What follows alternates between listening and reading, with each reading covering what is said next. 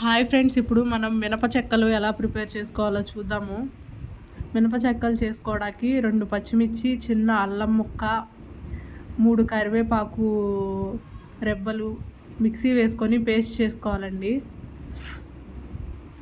Mixie వేసుకొని అలా water ఏం పోసుకోకుండా పేస్ట్ చేసుకోవాలి. అది బియ్యపిండిలో వేసుకోవాలి.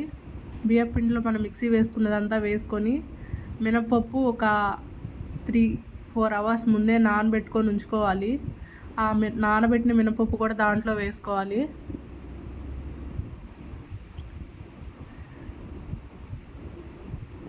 మినపప్పు మొత్తం దాంట్లో వేసుకోవాలి. ఇప్పుడు సరిపడినంత సాల్ట్ వేసుకోవాలి. లైట్గా కలర్ రావటానికి కొంచెం చిటికెడు పసుపు వేసుకోండి. నూనె హీట్ చేసుకొని బాగా వేడి ఆయిల్ పోయాలండి. దాంట్లో ఆయిల్ పోసి మిక్స్ చేసుకోవాలి.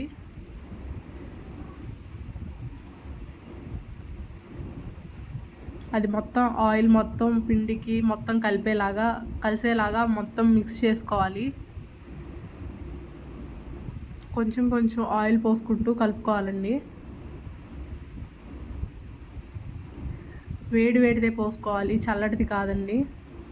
హాట్ వాటర్ పోసుకోవాలి. మళ్ళీ చల్లటి వాటర్తో పిండికి మిక్స్ చేసుకోకూడదండి. హాట్ వాటర్తో మిక్స్ చేసుకోవాలి. ఒక ఉండలాగా మిక్స్ చేసుకోవాలి.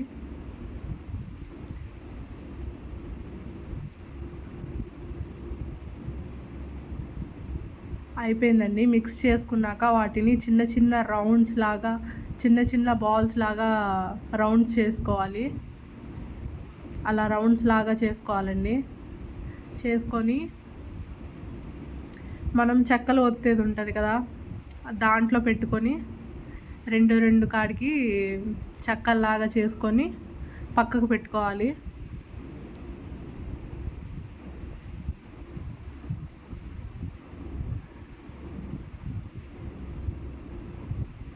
అలా చూపించే విధంగా అలా ఒత్తుకొని కవర్ మీద కానీ పేపర్ మీద దేనో దాని మీద పెట్టుకోవాలి.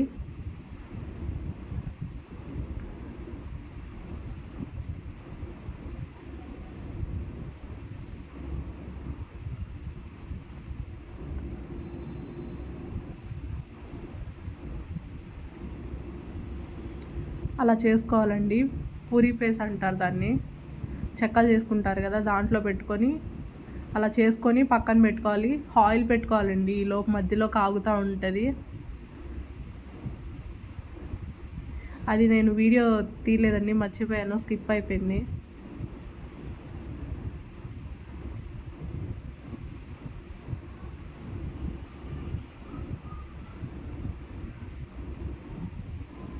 అలా చూపించే విధంగా అన్నీ చేసుకొని పక్కకు పెట్టుకోవాలి.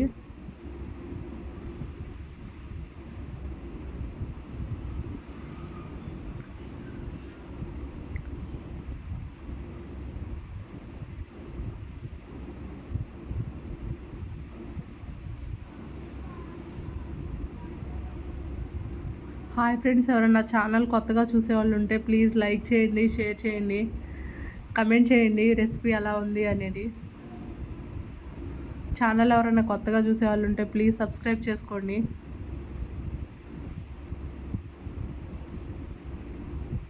అలా చూపించే విధంగా అట్లా చేసుకొని పక్క